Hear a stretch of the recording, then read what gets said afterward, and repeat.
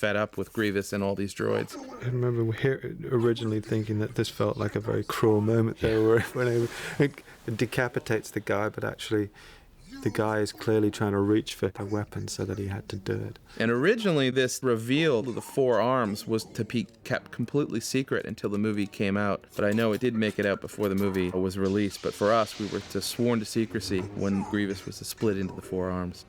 We're always looking for something unique with these villains, and even though he's a kind of slimy villain who runs, we wanted to give him some kind of extra feature, and the idea of his hands coming apart and having 4 laser swords instead of a double laser sword or some of the other opponents we've had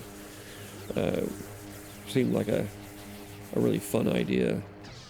So General Grievous has 4 lightsabers here, which makes a big choreography challenge. Glenn McIntosh, the lead animator on this sequence, worked with Steve Nichols on this spinning blade sequence. George had described it as the moving propellers of a plane coming at Obiwan. The trick part of this was very hard to shoot because we have a stuntman being General Grievous, but obviously he only had 2 hands, and to develop a way of fighting where actually Ewan had to learn how to do this thing, and the stuntman did one section of one hand and the other section of the other hands to kind of give him a sense and an idea what it'd be like to fight somebody with 4 hands, 4 things. But it's still a kind of tricky maneuver.